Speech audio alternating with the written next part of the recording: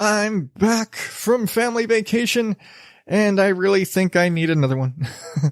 It was a great time, but let's just put it this way. Would you want to spend 20 hours stuck in a van with 4 screaming boys? But now it's time to get back to work, back to business, and back to talking about myself, because that's basically what I do here. Well, not just about myself. It's time for another Sunshine Summit. Beginning ODO podcast in 5, 4, 3, 2, 1.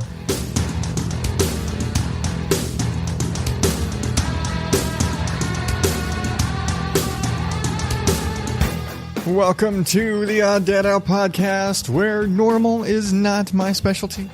I am your host, the ever chipper Adam Higgins, the Odd Dad Out. And if you are new, this is the show where I tell stories about what's going on with me and rant and ramble and give you just my train of thought, because that's how my brain works. I tell you about some podcasts that I think you should check out, and I rant and ramble and gripe about stupid people doing stupid things, because sometimes everybody wants to do that sometimes. But I'm back, like I said.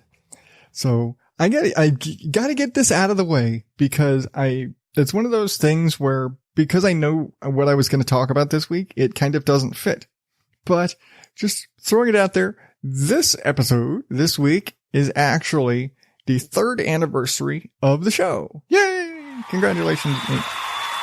Yeah, it's one of those things where I just did the 100th episode. I mean, we're only at 114 right now. I just did the 100th episode a few months back, and it was such a big deal with that. I was like, and coming off of vacation, I was like, I don't have time to plan an anniversary show, and I haven't really made that big of a deal about it in the past year. So I just said, screw it. I'm just going to say it. It's like, why? Because I just came back from vacation. That's what I've got to talk about. Not another 100th episode. I'm going to talk about myself. Not that I don't spend majority of the show talking about myself, but not that I'm not going to spend another episode stroking my ego, a few months later. So there's that. But I just kind of wanted to get it out of the way. This is, in fact, anniversary show. Yay. Okay. Done with. So back from vacation. So first off, before we left, storms, lots of storms, monsoons hit. I mentioned this before, and I guess it continued while we were gone, that we were driving out of town, and my wife saw, like, on her little weather map thing on her phone that there was another big storm coming our way, and my sister was kind of pet sitting for us and told us that there were storms coming and going throughout the whole week. There's actually another podcaster who lives out here, not one of my SMF buddies, but someone I've met through Sunshine and Power Cuts, actually, who's just one of those cases, much like the other guys. It's like, oh shit, you live in Surprise too. But he actually went and recorded the sounds of the rain one night, which was kind of cool. But anyway, it just more storms and more storms, which, if you follow me on Instagram or Twitter or Facebook or whatever, it's all at Odd Dad Out. Just getting it in there. My yard was a mess when I got home, and I mowed the yard the day before we left, because I knew that I wasn't going to be able to mow it for a week. So it's going to get pretty unruly. It didn't help. It was a total mess when I got back. I fixed it. Anyway, our vacation was fun. And if you've listened before, I've talked about our vacation in past years. We drive back to visit our families in Texas. Both of our dads live there, stepmoms, brothers, some of our brothers. Like, I got 2 of my brothers live in Texas. My wife's family is all from there. I've got family here too. But we drive back. And like I said in the intro, 20 hours. Now that's 20 hours with, we stop for meals and things like that, but we carry our food on the road. So we pack, it's like, oh, we're going to have chicken and watermelon. Yeah, really. We pack fried chicken and watermelon as our dinner for the road. We get fried chicken, have it all bagged up, lots of plates and stuff, and hack up a bunch of watermelon to take. And we have like chicken and watermelon and, juice boxes and shit like that for dinner on the road. Coolers full of snacks and, crackers and chips and jerky and cookies and all this stuff, and take all this with us. It's easier to eat on the road. Bagels and cream cheese and, chocolate milk, breakfast stuff. We stop for major meals and whatever, a necessary bathroom breaks. But for the most part, when we drive out there, we don't stop. It's for the most part a nonstop. It's a straight through. We don't stay in any hotels on the road going out there. On the way back, that's a whole other thing. But when we drive out there, basically going in mostly rested. We're in a decent shape. We have determined after 9 years of doing this that it is best for us to set up to leave around the boys are supposed to go to nap time. So we basically get them lunch. Like, boys, eat lunch. All right, then we're going to go lay down for naps. Instead of laying down for naps, we're all getting in the van and we're driving. And that's worked out the best for us because then we've got the most daylight hours, because my wife can't, she's wired to sleep at night. I am wired to be awake for more of the night. So I can handle the night driving. At the same time, my wife doesn't like driving through major cities, traffic and claustrophobia and all that. So I've got to get us out of Phoenix. I have to get us through Tucson. And from there, it's basically open road until El Paso. It's small towns and stuff like that until you get to El Paso. But I basically have to take the first 2 to 3 hours of driving. And that's fine, whatever. But the bitch of it was this year, which tends to happen, I actually work up until vacation. I work the day before vacation, or in my case, the night before vacation. I didn't get home until about 5 o'clock in the morning. We were leaving. The goal was to leave around 11 o'clock. I knew we weren't going to leave by 11. I don't care what she said. I was like, maybe we'll be out of here by noon. That was kind of in my head. If she said 11, it's noon. We never leave on time, but who does? For vacation, does it, unless you're getting on a plane, does it really matter when you leave on vacation? But we left around noon. But yeah, I got home at like 5 a.m.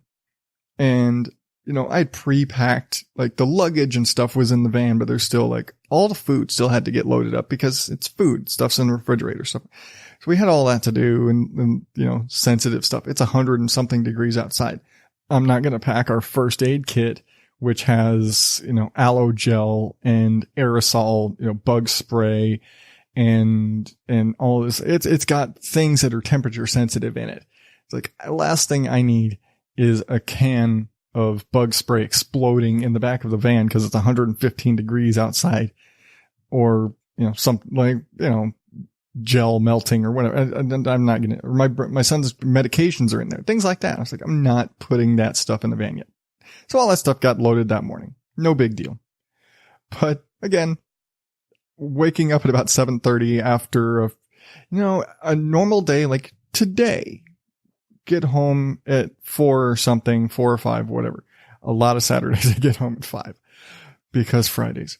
But normal day, I get up, I deal with the boys. It's around the house is fine. I can be up at 7 on almost no sleep, function around the house, whatever, take a nap later when I can, whatever. Except, of course, show days. But having to do all the loading up of stuff, and it's hot, but getting up that early and basically having to be on 100% for the next 24 hours, basically, until we got to the hotel in Texas. And I'm just like, no. I was damn tired. I think I actually took a nap after I got everything loaded up. I laid down on the couch. I was like, I'm going to lay down for 30 minutes. It's like, it's not lunchtime yet. It's like everything's loaded. I'm just going to lay down. But again, it's first leg is mine. But as soon as nope, we're out of Tucson here. I think my wife and I stopped because we hadn't eaten. Boys ate everything. It was like, we're going to stop and grab us some burgers. We're going to scarf hamburgers. I forget what the fuck we got. We're going to, eat lunch. They already ate lunch. Okay. You guys go to sleep. We're on the road. It's like, we're going to eat something. And then we switched and I knocked the hell out. And she pretty much for the most part drove until sundown. And cause like I said, she can't handle the night driving as well as I can, but that meant that I got a little bit of time to actually sleep. But it's really kind of a simple, our process.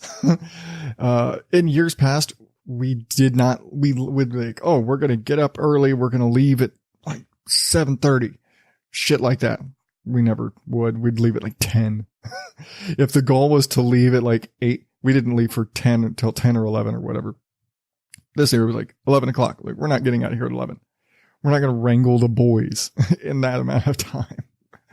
Make sure the dishes are clear and this, and make sure go through checklists. Like, that's not going to happen. But all of that aside, this was probably the most efficient trip we've ever done. Really, like we minimized, we had probably the lightest load when it came to packing the van we've ever had.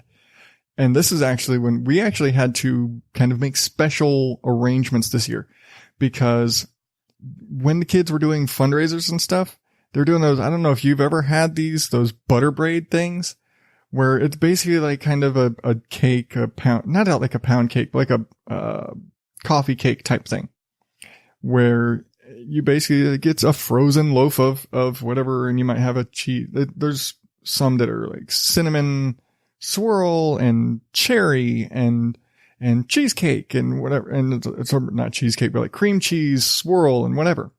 And all these different blueberry, whatever, all these different flavors of these kind of desserty, breakfasty kind of breads.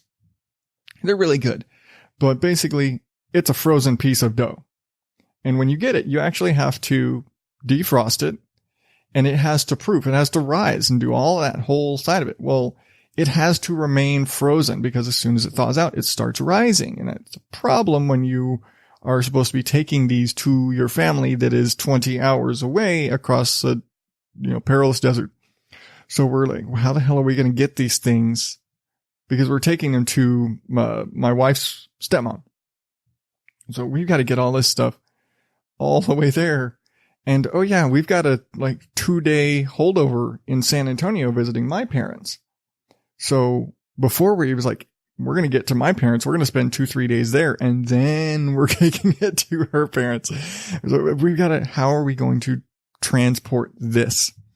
And so I will say my sister-in-law came up with an idea of basically freezing a bunch of just Ziploc bags full of water and using these as just giant ice bricks inside we have a cooler, and just pack our cooler with these ice bricks and basically make it, this is not opening. Normally we use the cooler for drinks, it's what you use, throw a bag of ice in there, whatever. And all of our sodas and Gatorade and energy drinks, all of my NOS and all the energy drinks and whatever that we need to get through the trip. And it all just gets crammed into the cooler, constantly in and out of the cooler. Not this year. This year, that thing had a lock on it. Literally anything that was super temperature sensitive stuck. And it was like, put all of the little frozen loaves in there and with bricks of ice. And we had gallon bags frozen, to cram in there. So we have these huge ice blocks, and these things are coming straight out of the freezer. Everything went basically straight out of the freezer, straight into the thing, closed, locked, did not open. The only time it was opened on the trip was dinner time, because the dinner food was also in there to keep it cold. And it was it. And it didn't open, and it stayed in the back. It was like, nope, we're not getting into it. This is going all the way in the back. Nobody's touching it, and it's locked. And then we had, other bags with, our drinks, hey, it don't have to be that cold. So we did the old, freeze bottles of water and just stick those intermittently in we have some of those refrigerated, insulated bags that we carry food in for the trip. Anyway, so we're like, okay, we're just going to stick drinks in here, which incidentally, we can't get nearly as many drinks in those bags as we can in the cooler, which sucks. But, we're also carrying, like I said, we're carrying dinners. We're carrying fried chicken and watermelon and then tons of drinks and all this stuff. So we just do the frozen water bottle trick. It works. We don't need our drinks to be super chilled all the time. It's okay if the Dr. Pepper is not freezing. I actually prefer it. So fine. And we get everything, but for the most part, the boys all have leg room this year. We don't have, for the first time, we didn't have to pack a playpen or a pack and play a bed for any of the boys. Didn't have a baby that we were, having to carry, a jumbo stroller and super, like, tons and tons of accessories for a baby. Again, we have a portable high chair. Didn't have to take it. Sam doesn't need it anymore. He sleeps in a regular bed.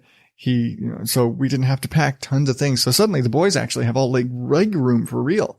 It was crazy. Like, we all have room to stretch out. Before we'd have so much stuff crammed in there that when it was, say, you're not the one driving and it's your sleeping shift, you couldn't lean the seat back because there was too much crap there. And so, but this time we're like, no, there's room. We can kind of stretch out a little bit. My back didn't bug me at all. It was great.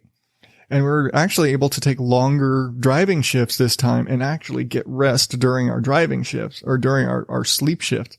And normally we would drive maybe 2 hours to the point of exhaustion. Like, I'm swerving.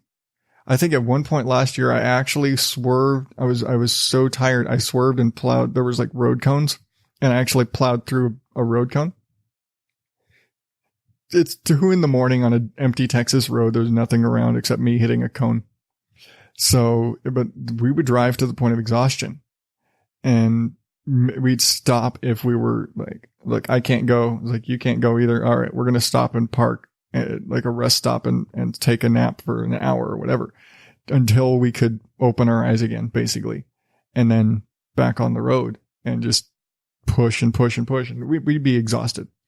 This year we were actually very rested. We were very prepared. We went in, even though I was so tired going in, like when the day started, I got good rest while she took over the rest of that sort of day shift that first. And then when, sun went down, I started driving and I drove until I didn't even drive till I was exhausted. I just drove until I'm getting tired.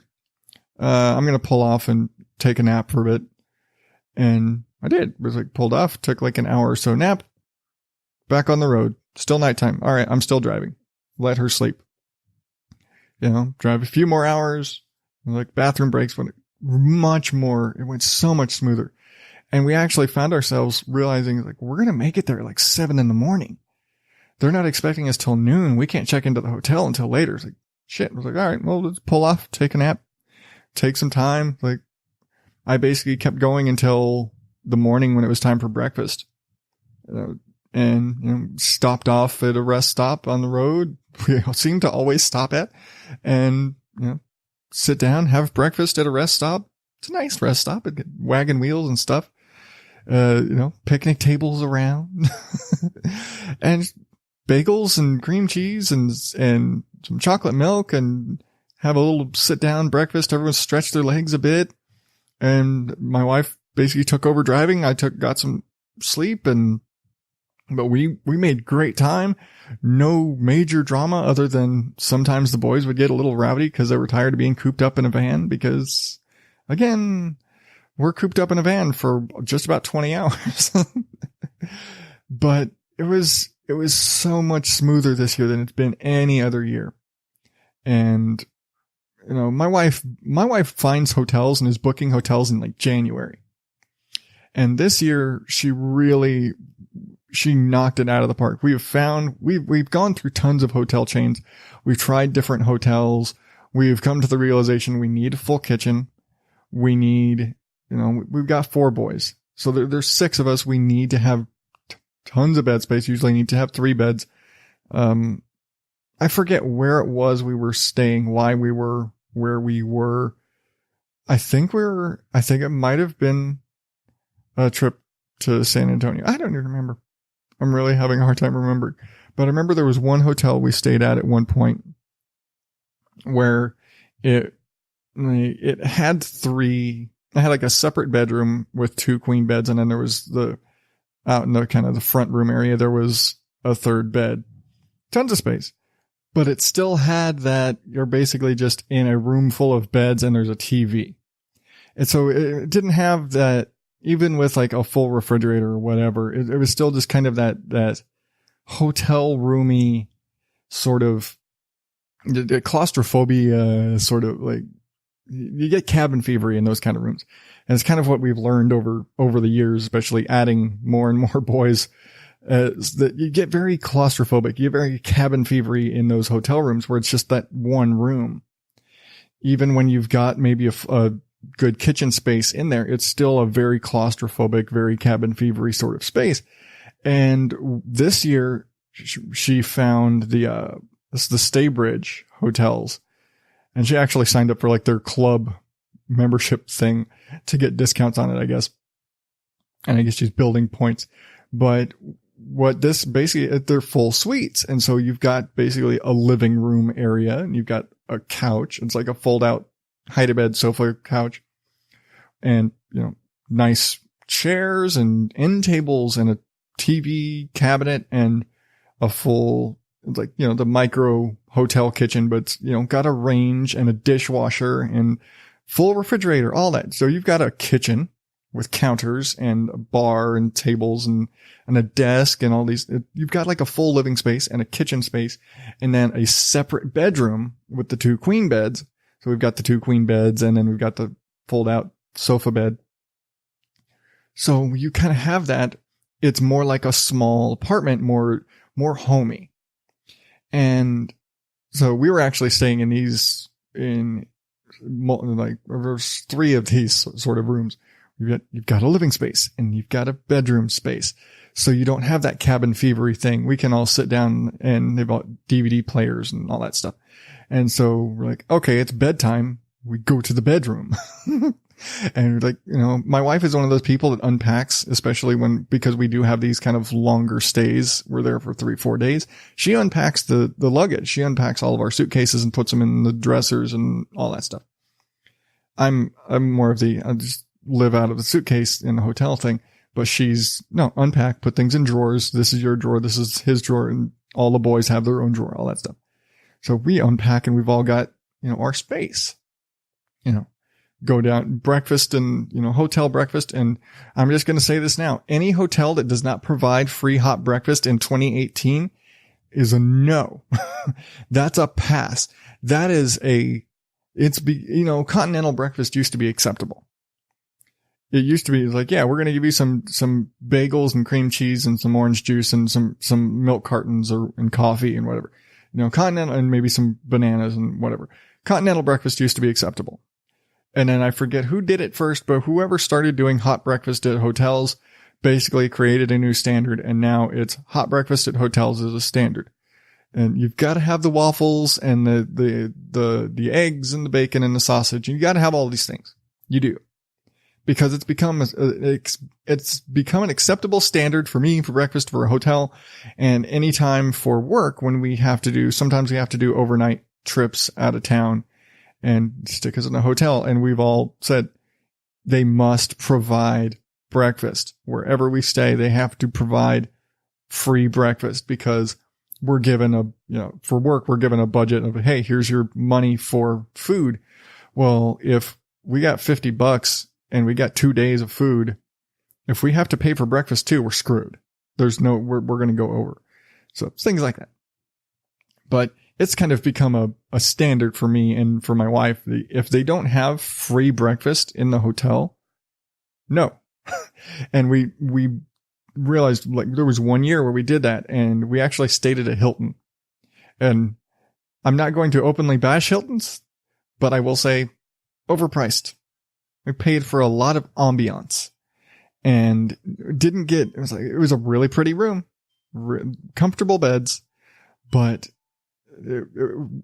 for what we paid, it wasn't worth the money necessarily.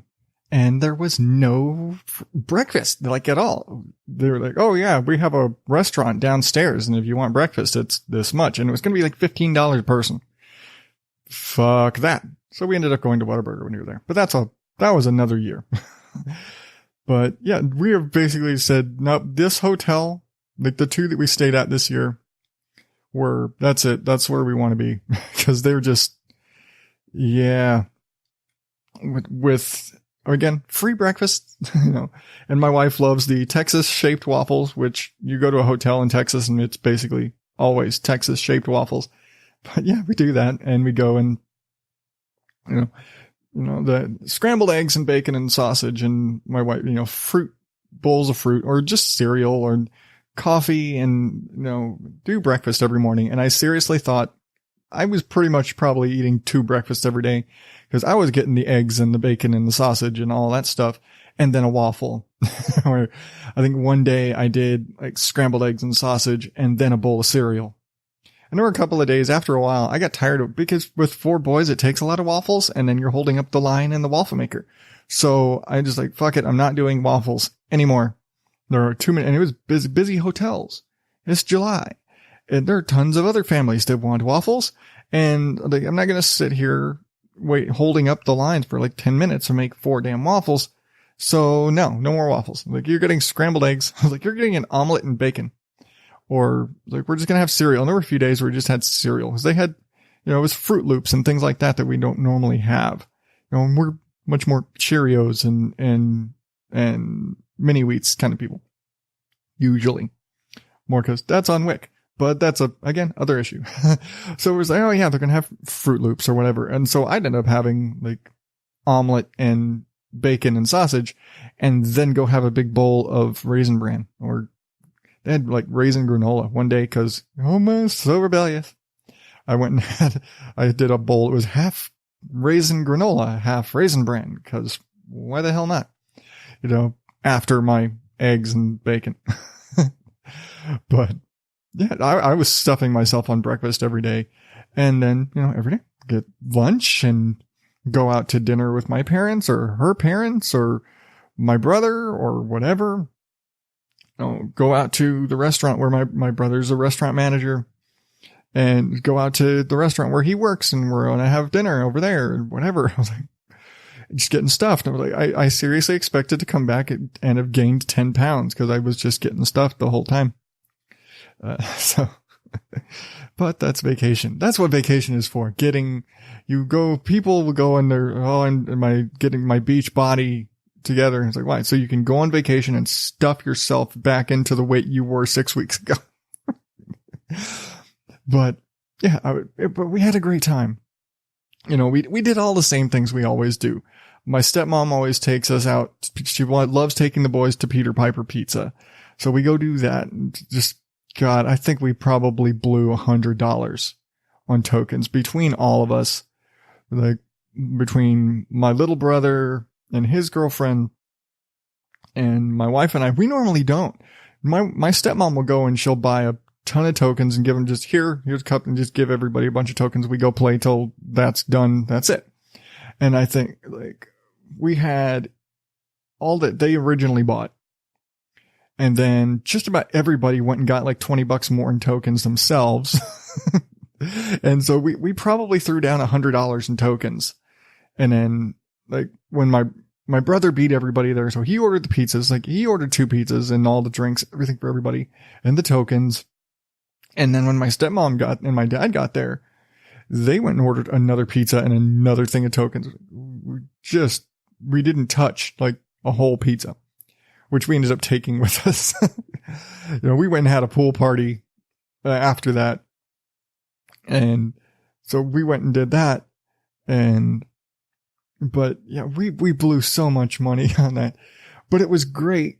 We weren't so broke, and we've gone, and our vacation back home has always been, it's back home for my wife, but our vacation back to Texas every year has always been we must do this. There's no exceptions. We are doing this because it's the one time of year my wife gets to see her dad.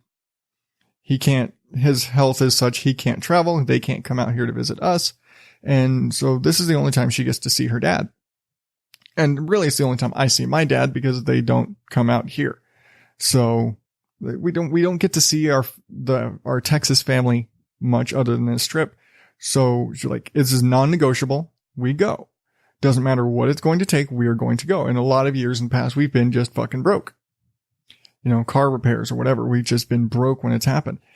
And this year, we finally were like we didn't even have to use tax money for it. We're in a financial position now where we're like, all right, yeah, we just have to save up for a couple of months. It's like 3 months of, all right, save this. And we've got the money for vacation, all the hotels, everything covered, staying in the most expensive, the nicest accommodations we've ever stayed in, and basically become our new standard accommodations. And, we went from like, it's $100 a night hotel and like really like, it's $110. That's really pushing it to nearly $200 a night hotel. But it's these big suites and it's very homey and comfortable and nobody's getting cabin fevery and fighting. We can sit down and have a relaxing movie night in the hotel. Just put on a DVD and everyone sit down and relax and, whatever, and have a nice vegging in day in the hotel. We can do that in the hotels where we've kind of settled on these. And, going, spending time with family, but having a much more, we weren't so financially strapped. And, we've had years in the past where we've rented a car and then rental car costs and extra gas, all this, where we came back and we usually get money from our parents while we're there. They're like, getting us like, oh, buy the kids something nice or whatever. We usually end up needing that money just to make it home or just to cover groceries when we get back. This year, by some miracle, we came home with an extra $500. We actually came back home this year with extra money that's never happened. Something has always been, we're always eating out, going out to, buying breakfast, buying lunch, buying like whatever. I think last year we went to Whataburger every single day because we're in Texas and the Whataburger's different in Texas.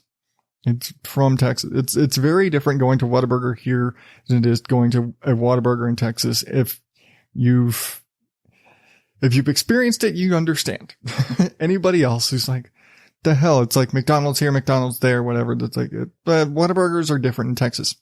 It's kind of because it's a Texas-based hamburger place. They care more about upholding the brand in Texas than they do here. It's just another chain. Here it's just another McDonald's or In-N-Out or whatever. It's Whataburger.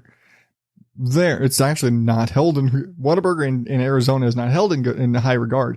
In Texas, that's it. It's Whataburger. It's Dr. Pepper. That's all that matters. Anyway, but before, yeah, we'd go out to eat every single day. We weren't doing that this time. We're like, if we were, it was like, yeah, it was a big family dinner or whatever, but we weren't going and spending $60 on fast food every meal.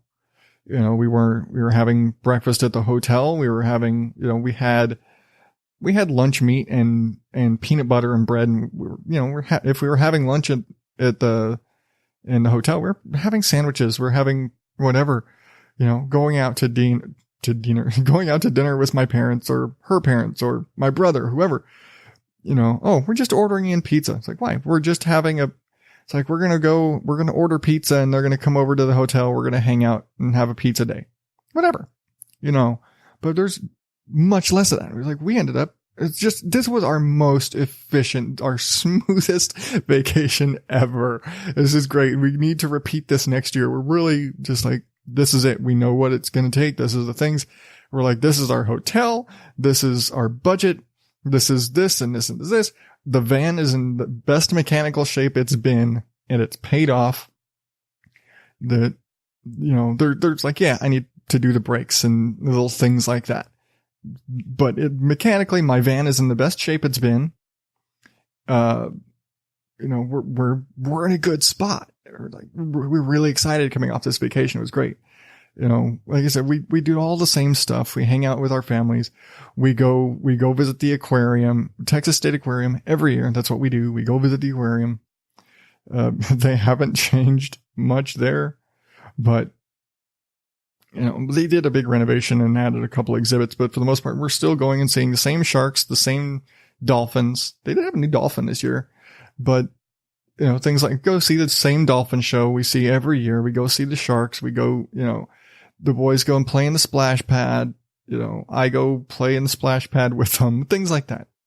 We do all the same stuff. We go to, my brothers and go swimming.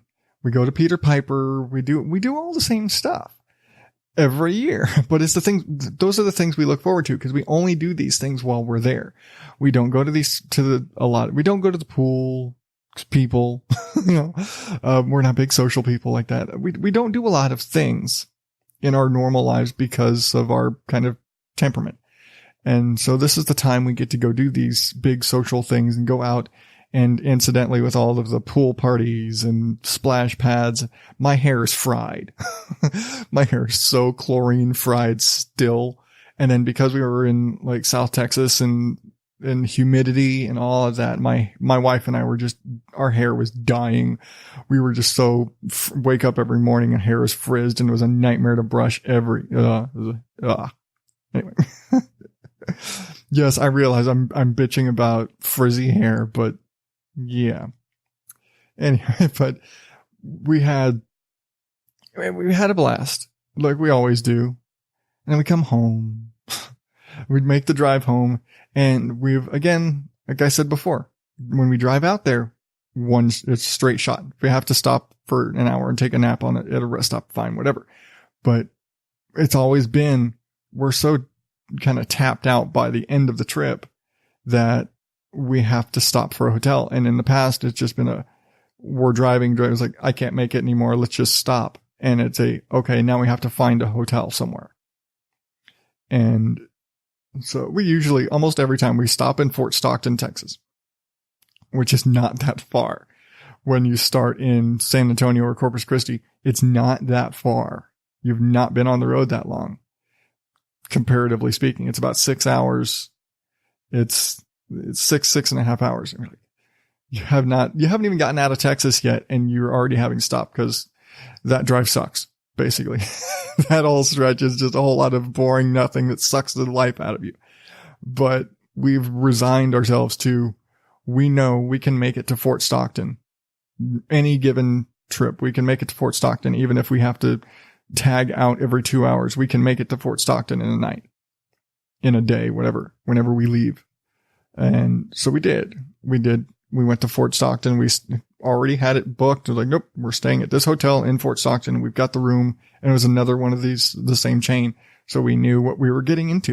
It was like, we just need a bed for a night. I think we got there around 9 o'clock, bed.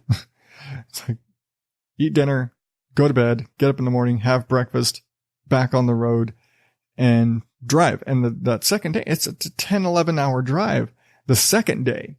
But that's after a good night of sleep, breakfast, all this. I drove the entire rest of the way. Like, my wife was prepared several times. She's like, are you okay? You good? You want me to take her? I was like, no, I'm good. Now, I was also drinking energy drinks and scarfing jerky because I forgot to mention the beef jerky outlet we discovered last year that we go to now and get all of our big fancy gourmet jerky and popcorn and all this stuff that we get now. But we made our trip to the jerky place and got our jerky for the trip.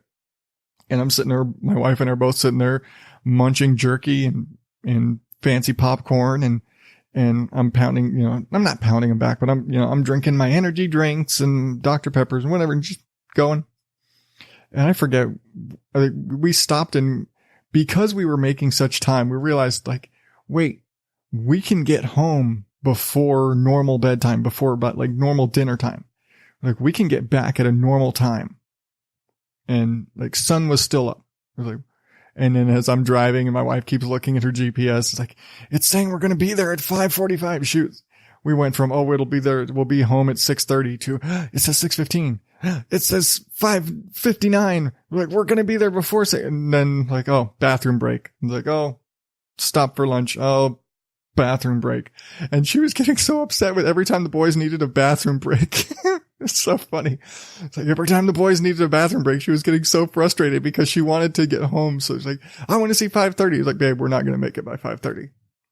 But we were in town when one of the boys were like, Dad, I have to go to the bathroom. And we ended up having to stop at a gas station in town. We were back. Technically, we're on like East Valley of Phoenix and we had to stop. And she's like, that's it. No more breaks.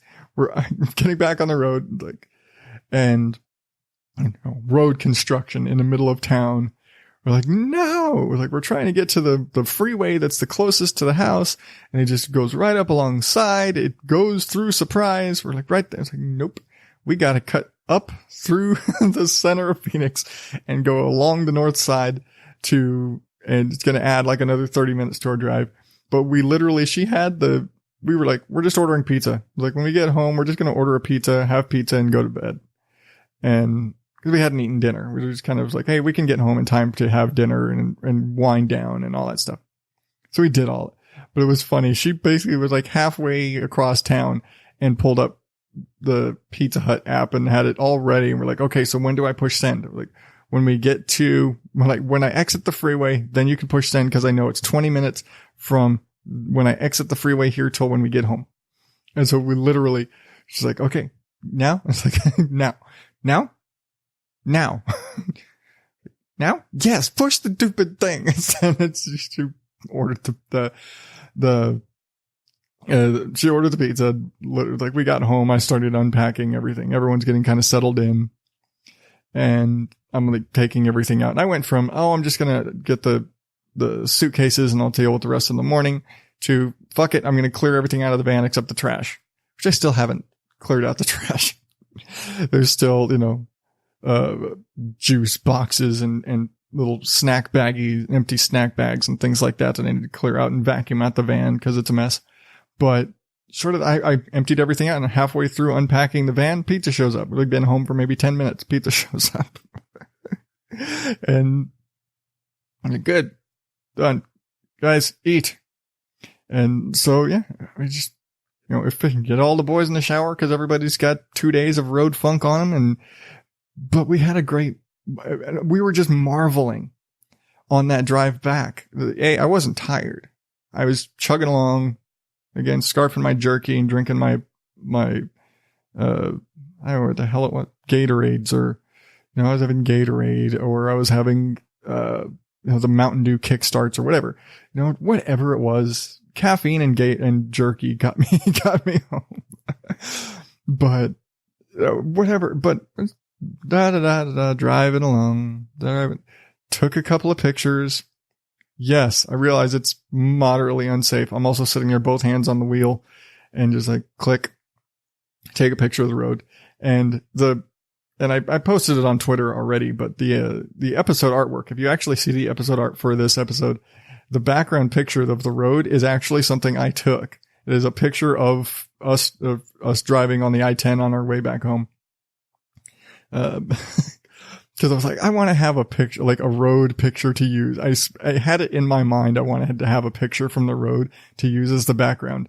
And what I wanted was like a picture of like the back of an 18-wheeler. But I realized anytime I was close enough to the back of an 18-wheeler to get a good shot, cause we see 1,000 of them, cause the I-10 runs, and I've said it before, runs from Phoenix directly into San Antonio, Texas. You can just get on the I-10 here, take it all the way.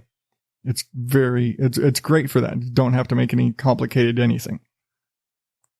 Like I don't have to turn until I have to get off to go towards my dad's house. It's great, but it's funny. But it's a major trucking route. So there's tons of big rigs the whole way.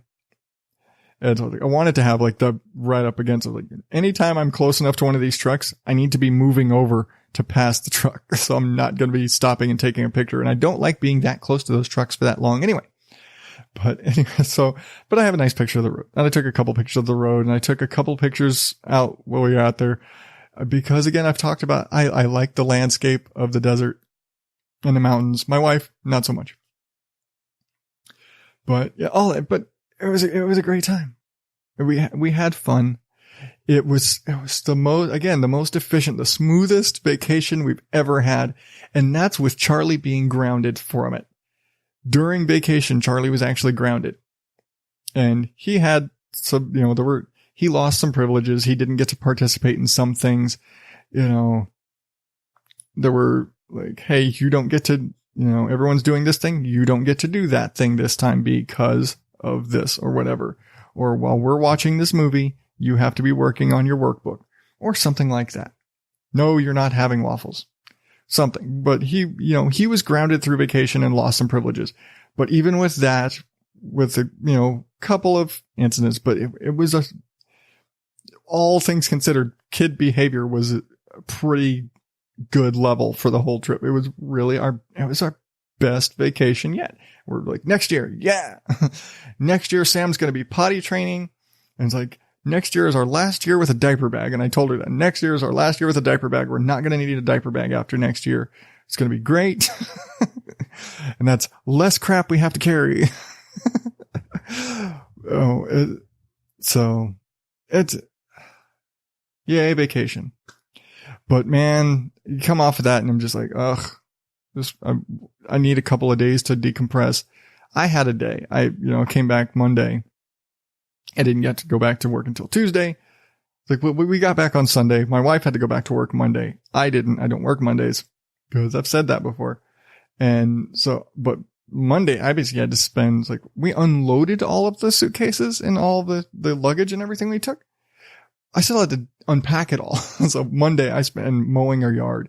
And again, if you saw the pictures on Instagram or Facebook, my yard was a mess. I had to mow and edge and do all this stuff to avoid HOA fines because we all know how much I love the HOA. And we're like, nope, I'm not getting dinged by the HOA because I didn't mow when I was on vacation. So first thing Monday morning, I had to mow the yard. It's fun, but I was doing all that stuff. It was kind of, okay, cleaning up. I've still got to clean the fish tank. I've still got a list of things to do, but it's show day. So I realize it's a week of vacation. I'm trying to wrap up here. I realize I've been rambling for 45 minutes because I can, but yeah, we just had a great time, and it's what we do. And it's the same story every year, but this year it was smoother and it just was less stressful than it's ever been. And we've had some stressful vacations, but this was the smoothest vacation. Everything went well with parents. We all had a good time. It was a good year for vacation. So I'm going to stop there. Stop with vacation talk for now. Well, for now. And I'm going to take a quick break because I do that here. Take a quick promo break, play you some stuff, and I'll be right back to reintroduce you to the Sunshine Summit.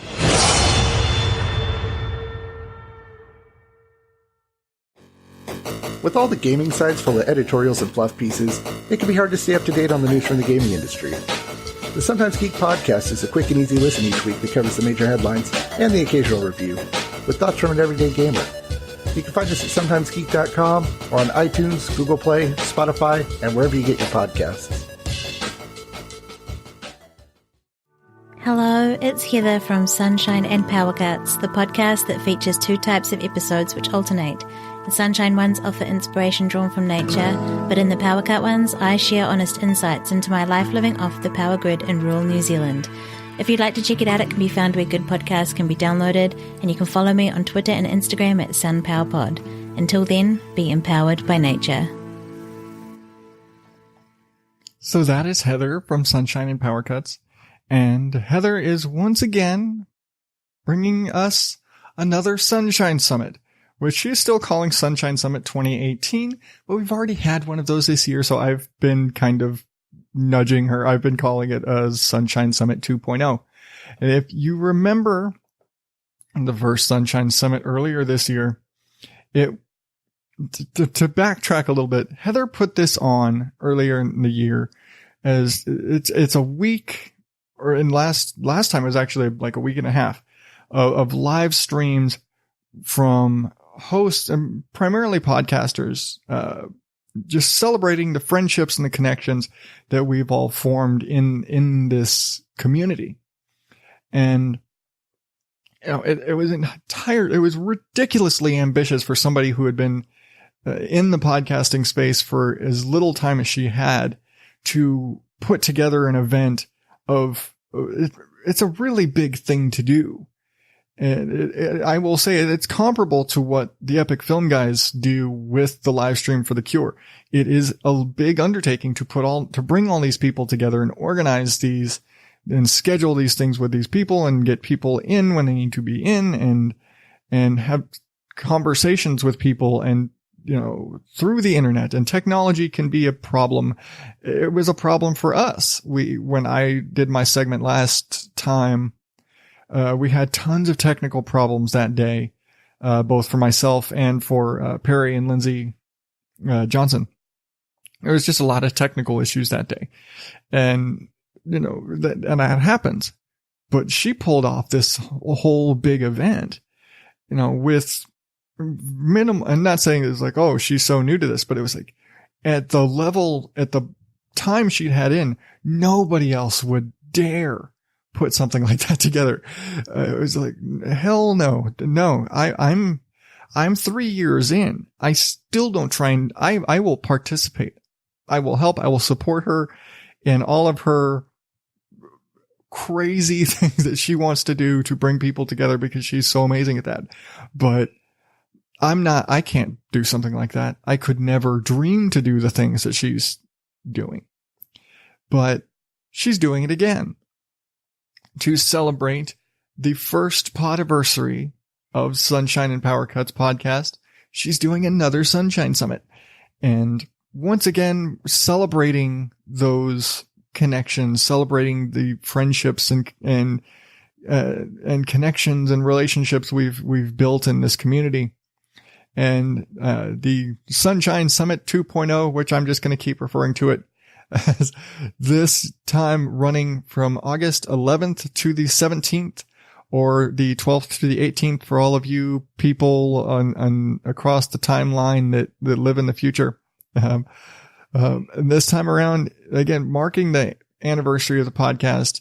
And I am actually quite fortunate, more accurately, I was actually just very dumb luck enough that I will actually be joining her on the actual anniversary of the podcast, which is August 12th. And I will actually be on at 5 p.m. Eastern time on Sunday the 12th, which for me is 2 p.m. because time zones are fun. But this time around, besides me, returning guests this time include Elisa Lucas from Best Forevers, a podcast for kindred spirits, Stargate Pioneer from the Gonna Geek Network and Better Podcasting, and Bandrew Scott from the Podcastage YouTube channel, Bandrew Says Podcast, Geeks Rising. And joining us this time, I shouldn't say joining us because we're all separate kind of segments on different days, is also Derek from the Sometimes Geek podcast and the recently launched Rolling Misadventures podcast. Rhett Hall from the Brain Trust Network, the Wallfly podcast, Cardinal Branding. He's a busy guy. Anthony and Stephanie Conti. I hope I didn't mess up your names, guys. The Off Center Archers podcast. Again, I'm sorry if I mess up your name. Lonane Lara from the Low Nose Media. Susie Buttress from the Casual Birder podcast. Logan Nagel. I'm sorry. I'm sorry if I'm butchering you guys' names. I'm so sorry. From the Paper Robots podcast. My dear friends Lisa and Sam from I Shake My Head, and Luke, no last name given because Luke likes his anonymity, from Luke Who's Talking. I know Luke through the Sunshine and Power Cuts Discord server. He's a funny guy. I have not had the time to listen to his show. It's a very new show. So I need to listen to it. If you've noticed some of the promos lately and some of the recommended listening features like Sometimes Geek podcast, last time around, I was very in your face. Here's all of the shows for the Sunshine Summit here. And I'm going to devote all this time to it. And hey, I was really busy with vacation and shuffling the show around a little bit. I was very low key filtering this stuff in this time, featuring shows and talking about things for leading into this Sunshine Summit without really slapping you in the face with it, but introducing you to these shows. And I just got busy. I got busy. But that is the lineup. And I have links to not only to the page with Sunshine and Power Cuts for this Sunshine Summit with the full guest list and the schedule and the times and everybody, and links to their stuff. I also have in the show notes links to all of the individual shows, like the hosts themselves. And I don't know, your podcatcher may work, and I know I'm getting into the technical sidebar here. Depending on how your thing works, you may or may not have the links in your app, but on the webpage, in the show notes at odddadatpodcast.com, there is links to every one of these shows. Click on the host. There you go. It goes right to their stuff. So I know some podcatchers and different apps, depending on where you're listening, can really change how things work. So, but again, all the links for all this, for everything, is in the show notes, or go to sunshineandpowercuts.com and click on Sunshine Summit 2018 and you'll get it all there. Or again, I've got the links in the show notes, but I'm excited. Because I had a great time the first time around, even with all of the hiccups and the technical the technical troubles we had. The March event was great. I watched every feed, everybody. It was a great time. And Heather is a great friend, and I fully support, like I said, I'll support her in all the crazy things she wants to do. If she wants to do this once a month, I will support her in this, and I will like, nope, this day I'm doing the event, whatever. I'll back her on that.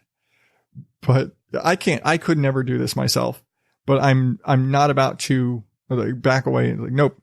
As soon as I found out that scheduling was open, I was like, no, why now, right now? And it's like, I need my spot, of course. And she didn't think that I necessarily was going to do it again. I don't know why. I was like, no, of course I'm going to do this.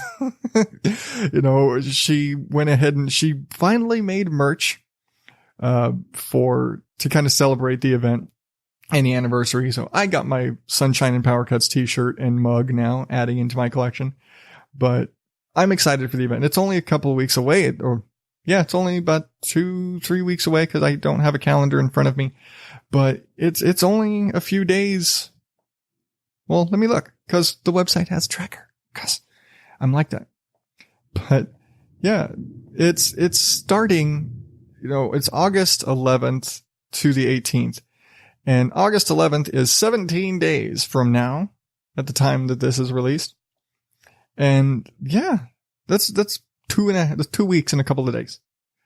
That's not a long time, which reminds me, kids are going back to school in another week. That's a whole other thing, but I'm excited for it. I think you should check it out. A lot of these are great shows. It's like, like I said, all of the returning guests and everybody here, we all jumped, we all volunteered, we all came into this time around. There was no, hey, do you want to do the thing? Which last time she invited people and say, hey, do you want to participate in this? And we were like, yeah, absolutely. This time around, it was all, hey, I want to be a part of this time. And hopefully no technical difficulties this time. And, it's going to be fun again. Just getting to sit down and talk with Heather is always a good time. I just enjoy, I enjoy her friendship. She's just a really cool person. So, and all the people involved, just like last time, it was a really cool, just event to do. So I'm excited. Check it out. sunshineandpowercuts.com. Sunshine Summit 2018. In my case, 2.0. So before I wrap up this, I'm sorry, incredibly long show, but like I said, it's a week of vacation crammed into an episode. I haven't done one in a little bit. I know you missed them. I've got to do a Jackass of the Week. So instead of having a news story to pull this time, I just have a little bit of a rant. It's actually related to my vacation. So this week's Jackass of the Week goes to whoever the hell designed the freeways in Texas cities. So kind of a major gripe I have with my vacation every year is the design of the freeway systems in just about every major city in Texas. It's retarded. I'm just going to say it. It's retarded. Never mind that they're perpetually under construction and there's never any real progress or signs of any actual improvements over the last 8 years that I've been making this trip. Now scratch that. Make it the last 20 years since I was driving and I was a kid living there. The freeway systems, the roads, they don't make any sense. Generally, like exit ramps from the freeway lead directly into the on-ramps. So people exiting the freeway are having to deal with people trying to get on the freeway at the same exact time. And they've got less than a quarter mile, which you don't think there's a very tight space with which for people to crisscross and cross traffic and not smash into each other. And then the fact that all of these freeways, Texas uses the frontage roads as basically major streets.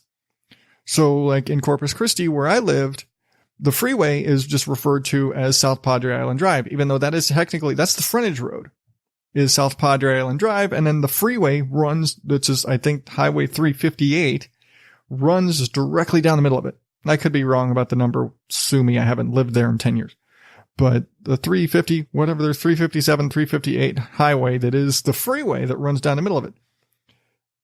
South Padre Island Drive in Corpus Christi is the busiest road in town. They intentionally put all of the businesses, and this pretty much goes for every major city. All of the frontage road is a major street. It's a major road. And they'll be lined with all of the business, all the major businesses, all your shopping malls, all the businesses you're trying to go to. And it's great from a theoretical perspective. It's like, hey, you get off the freeway, there's the mall. Bam, there's the gas station. There's the hotels. There's the McDonald's. There's the grocery stores. It's like you exit the freeway, bam, there it is. What would be smarter is if you exit and you go around the corner and there it is. Because basically you now have people trying to get in and out of grocery stores, hotels, restaurants, shopping malls. They're just trying to get in and out of the businesses they're trying to do business at.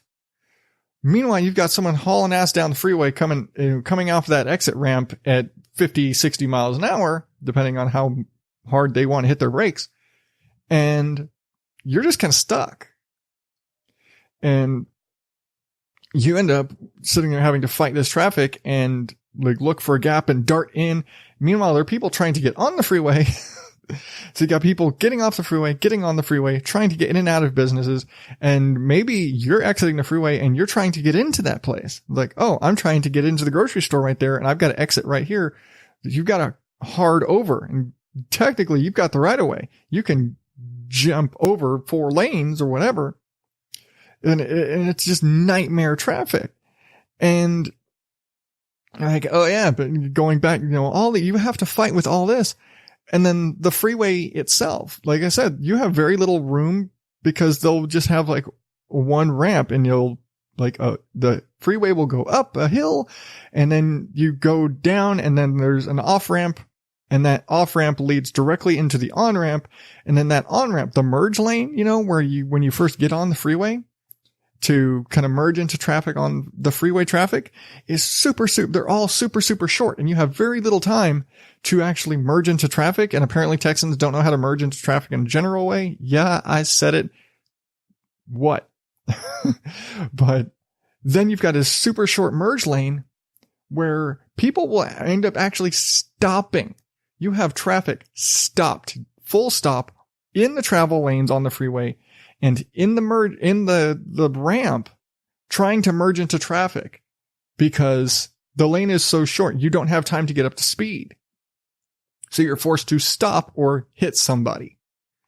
And then the people in traffic they end up stopping. They end up trying to slow down, and everyone's like slowing down to merge. And it's like, you're not supposed to slow down. You're supposed to speed up and match speed and find a gap and get in. But the lanes are so short. You can't get up to speed before you're out of merge lane. You're ramming into somebody. That's why there are so many traffic accidents. And that's why there's like major traffic accidents in every major Texas city around rush hour every single day. Granted, yeah, we have them in Phoenix too, but they don't cripple the freeways. So unless it's like crash in the middle of a thing and it blocked 3 lanes. Yeah. But people crash in ramps and then it kills all the traffic. It sucks. And then on top of that, they basically designed all these cities so that you have to use these freeways. Like I said, the major shopping, the major everything is right there on the freeway. Or the city is designed in a way where it is so inefficient to travel on the surface streets, you're forced to get on the freeway. Or even if you want to take the surface streets, you're like, oh, well, I can't because I have to go on this freeway to get over to there because this street doesn't travel that way. It doesn't go all the way through. I have to get on the 410. I have to get on the whatever. And it sucks. I don't even drive when I'm visiting my dad in San Antonio, I don't drive certain hours of the day because it's not worth the stress.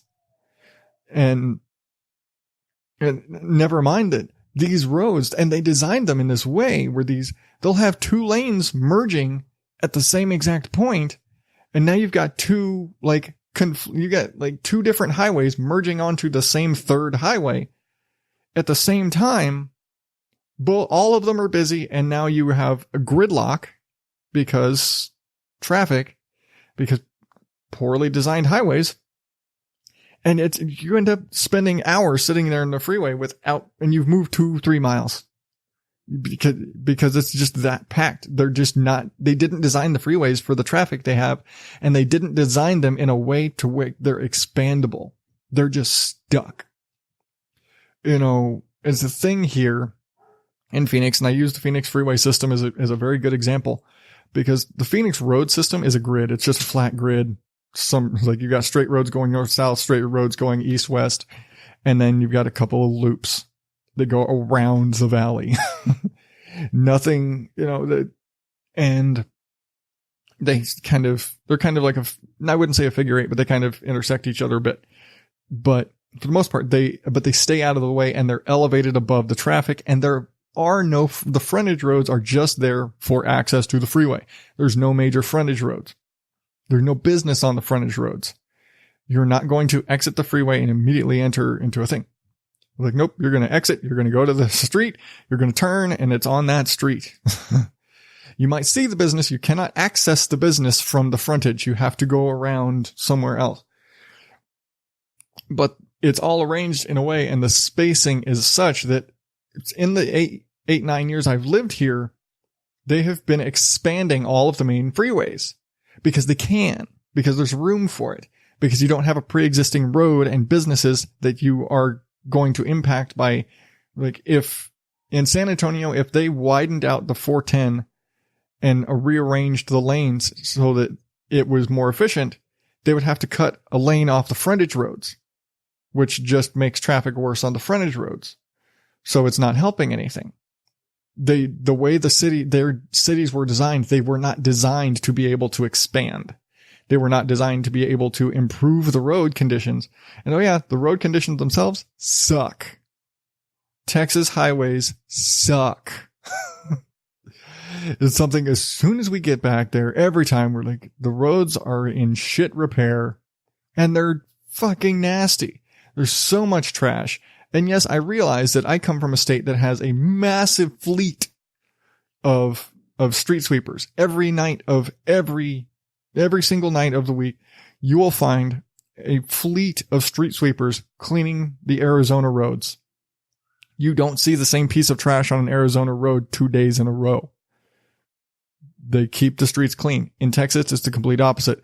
I've driven past the same busted down tire a week apart, driving out to Texas and driving back home. They don't maintain the roads. I told my wife this year, Texas needs to institute they don't have a state income tax. I said they need a state income tax just to fix the fucking roads and clean them up. Give them a 1% state income tax just so they can fix the roads and clean them up and blow up the damn highways and redesign them in a way that is not going to give you a friggin' aneurysm. Because I hate driving. I said it before. I will drive in Phoenix. We've got the I-10. We've got the 101, the 202, the 303, the 17, and the 51, the major highways that run across the valley. That's not even counting the B-line highway, the 69, the 89 that are up in the northern part. That's just the Phoenix highways. I would drive every single freeway in Phoenix for an hour apiece instead of spending 20 minutes on the damn 410 in San Antonio.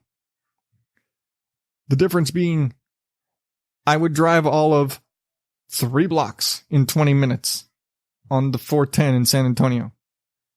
You're not going to get anywhere, and it's going to suck. I hate those freeways.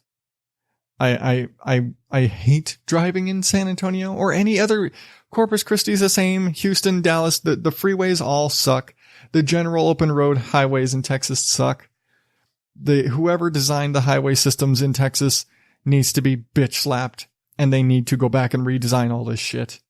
And they need to fucking clean them up. And maybe mow once in a while.